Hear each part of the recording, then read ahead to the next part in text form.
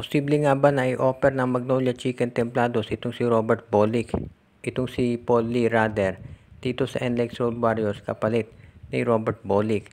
Yan ngayon ang tanong ng karamihan dahil sa pagkuha ng Magnolia dito kay Jerome Lastimosa, parang nagse-set up na sila to sa future ng kanilang prangkisa. At mukhang malabo naman daw na i-trade nila si Mark Barroca given na ang laki na naitulong nito dito sa Magnolia Chicken Templados.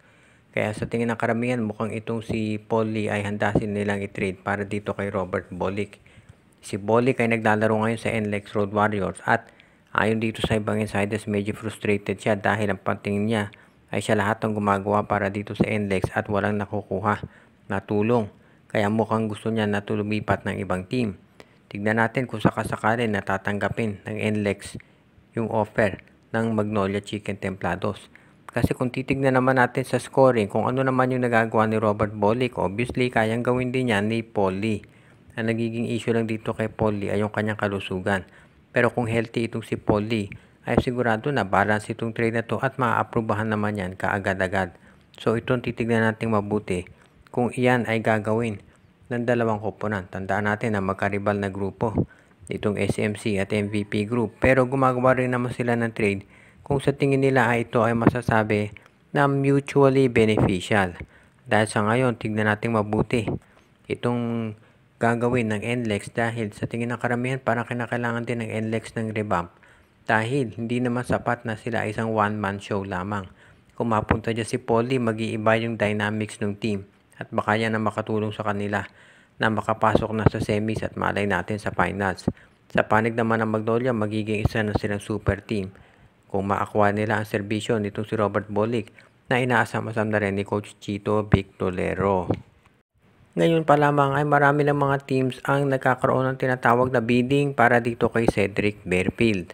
Kabilang na raw dyan itong TNT Tropang Giga at Barangay Ginebra. As it is, mukhang ganito ang magiging sitwasyon dyan dahil alam natin na ito si Cedric Berfield ay magiging isang restricted free agent pagpasok ng second year ng kanyang kontrata sa Blackwater Bossing.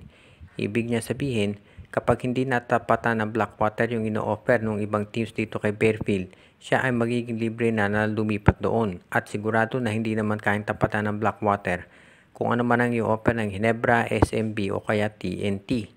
Kaya mukhang ganyan ang magiging sitwasyon ngayon. Ang tatlong nabanggit na koponan na mukhang determinadong makuha itong si Berfield. Sa ngayon, ang Ginebra na dyan of course si Stephen Holt at itong si RJ Aparientos. Pero mukhang gusto pa nilang kunin ito si Berfield dahil ang balita baka si Maverick Hanmisi ay matrade na. Sa panig ng San Miguel, obviously nangangailangan sila ng point guard. Injury prone si Terence Romeo, paretiro na si Chris Ross at humina ang produksyon nito si Simon Enciso. Kaya talagang kinakailangan nila si Berfield. Sa panig ng TNT, ganun na rin. Paretiro na si Jason Castro at itong si Mikey Williams ay may contract dispute pa rin. Kaya sa mga nabanggit na teams, obviously na pinaka nangangailangan ay itong San Miguel at TNT. Kaya abangan natin kung magkano i-offer nila para dito kay Cedric Berfield. Sa ngayon, pwede rin nating masabi na itong dalawang nabanggit na koponan pati na Ginebra ay handang mag-offer ng malaking kontrata para sa nasabing player. Pero kinakailangan muna natin tignan mabuti kung ano magiging performance ni Berfield dito sa Blackwater Bossing dahil yung kanyang performance ang magdedetermina kung ilang teams talaga ang kukuha sa kanya para siya ay makapaglaro dito sa susunod na season.